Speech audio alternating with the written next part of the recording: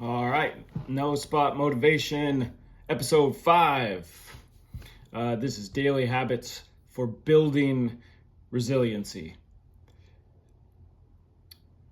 Discipline is the manifestation of training for resiliency.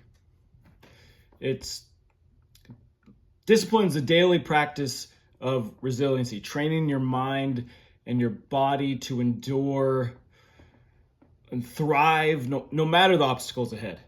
So you're ready to encounter the unknown, the unexpected. Because that's what life is. So taking those things into what you can control. You hear it over and over. It's everywhere in a million different forms, but it's true. Diet and exercise, the reason that I think goes without being said that people should articulate is, of course, makes you feel good, whatever. But it is what you can control. So much of the frustrations and the anxiety, particularly we have in life, is lack of control, wanting to have control, not having control. And you can't control most things except yourself and what you do with your time and your body. Exercise increases endorphins and yada yada, and then you feel better, of course. But it is doing something when you don't feel like it and the reward that you feel. You could tell someone how good you feel and they're like, oh, that's good. But you're the one that gets the reward. It's all in your control. It's in your grasp. That is very, very important to understand in developing this callus, this rind over yourself that will present itself to the world. This magnetic form of yourself. Because you have to pick what you're going to do with your time. Are you going to sacrifice, or are you going to be complacent? Because at the end of the day, you can't have both. For example, when my son was younger, his mother and I decided that I was going to work. She was going to stay home with our child. Very traditional, leave it to beaver-like existence. And in doing so, I worked a lot, more than I expected. More of these unexpected life events presenting themselves as having a child and the expenses of having a family, and let alone a child, come with. And at the same time, I knew I was sacrificing that time consciously. I knew I was missing out on something I could never get back, no matter how much money I had, but that was what needed to be done at the time. So that created a resiliency, because now I can dissect my time more adequately. I can be more cognizant of making sure that certain moments, whether they're with my son or friends or family or whatever the case is, are present, are focally present. And that experience taught me that. It's not without regret, but this is the regret that builds a resiliency in these habits, unintentionally. And, if you stay ready, you don't have to get ready, right? So this is the idea I'm trying to focus on today, is this notion that making things that are counterintuitive habits are just like any other training platform. I'm certainly not going to compare it to boot camp or anything that's unbelievably challenging and takes a very, very specific type of person. But it's almost analogous. It's mental boot camp that you have to put yourself through. And it can be enhanced by who you surround yourself with. You're known by the company you keep. You're a product of your environment. Be a product of the environment you create.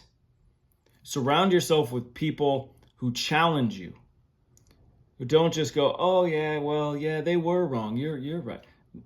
No, sometimes you're wrong. However, also surround yourself with people who validate the steps you're taking in the right direction, encourage you, not drag you back down. Between diet, exercise, and who you spend your time with, these are primary control components that you can really delve into and generate a reality, because otherwise you end up trying to pursue a change that is regret. It only results in regret because the change that you made didn't stick. It didn't become part of you. And now you just regret, like you wasted time trying to change yourself again, and then you found out that you can't change again, or whatever excuse that you might have. That's what it's going to be. There's a great quote from the Dalai Lama. Man surprised me most about humanity because he sacrifices his health in order to make money. Then he sacrifices money to recuperate his health. And then he's so anxious about the future that he does not enjoy the present. The result being that he does not live in the present or the future. He lives as if he is never going to die, and then dies having never really lived. And that is a very good condensing of what I'm trying to articulate right now. It's actively being present, actively maintaining a goal, no matter how much you want to find an excuse to wiggle out of it, because there's only, it's the same thing. It's only you at the end of the day. And everyone has these kind of adversities that create this resiliency. My parents lost their house in 2012, house we lived in for 25 years. They worked very hard. It was a house that my dad bought his first house, sold that, bought a second house, sold that, bought a third house, and we built a family in that house.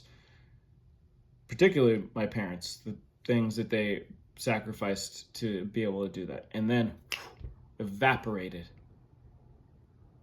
Just like 10 million other people, held in there a couple extra years. But I was talking to my dad about it, and I was like, I don't understand, because he faltered in no way. He just continued. He didn't cry about it. He didn't complain. He didn't oh boy, I can't get a break. He just kept going. I was like, how do you do that? He goes, you got to keep going. There wasn't even a moment of hesitation. It's just, you take a lump, you keep going. Now, at the same time, he had this first house was in San Jose, which is like a block from what is now Santana Row. Oh, if I would have kept that, I would have kept that. These are the regrets. But that particular instance created the capacity for this resilience to present in something that was much more of an investment and had much more of a nostalgic value to it. That sentimental value, right? And literal value. I mean, God knows how much they had actually made on the house technically, but that's not even the point. That this initial complaint that I would hear periodically over the years of, oh, I bought some house for like 25 grand, it's probably worth like $2 million now or something. Oh, if I just kept that. But then when it presented where this other, much more important, literal place that you are, and it's just a house, sure, but it represents 25 years of work and building a family and a life. It's a little more. Well, the resilience had been built for this unexpected moment. And it continues with those kind of examples with him where my father's in the music business, pretty prominent figure in there.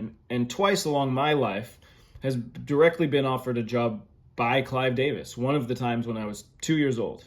And he said, nah, I don't want to do that. I don't want to move my family to LA. I don't want to work the hours that would come with a particular occupation in that arena. I want to raise my family in the Bay Area, which is where we are. That's conviction, that's for sure. Regret? I don't know. I don't think so. But that's certainly a resiliency met with conviction over knowing what you want in life. And the only way you can get that is time. Experience is your best teacher. And wisdom is generally only gained one way. You can get some, talk to your grandparents, talk to your great-grandparents, talk to your friends' parents, talk to your parents, certainly. But most likely, you're going to follow their example, not their advice. And that might get a little bit of wisdom, but it's ultimately the real wisdom deciphers itself from your own experiences, your own mistakes, your own good decisions. And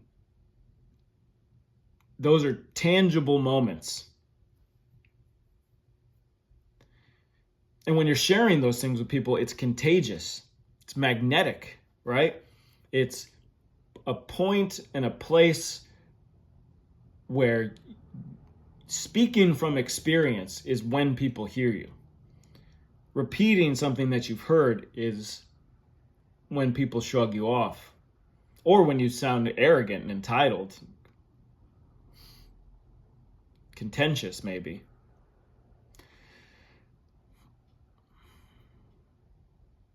So make these habits a little at a time. Don't try to reinvent your entire life overnight, because that's definitely not going to work. Start with one thing. Start with not eating fast food on weekdays. I'm going to the gym. 10, 15 minutes can change everything about your mental state and slowly your body, whatever your goal is. Don't even try to tell me you don't have 10 or 15 minutes. It's ridiculous. It's a ridiculous thing. Not making excuses, not taking excuses. That's what we're talking about on this channel, right? Unfiltered honesty. Not the oracle, but those are things you can do. I know you can do it. So let's go do it. I want to hear about the little things that people have decided to implement in their life and how those changes go about. It can help each other get there. So please consider subscribing. Appreciate it if you did.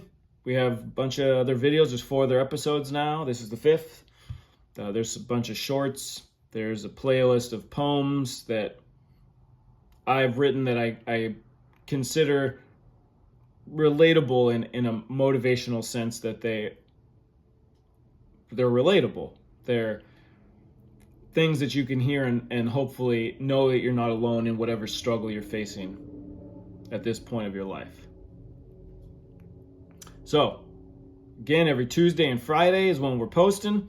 It's Tuesday, so hang in there till Friday. We'll have another one coming out. Hope you have a great night. Enjoy yourselves and get your habits going.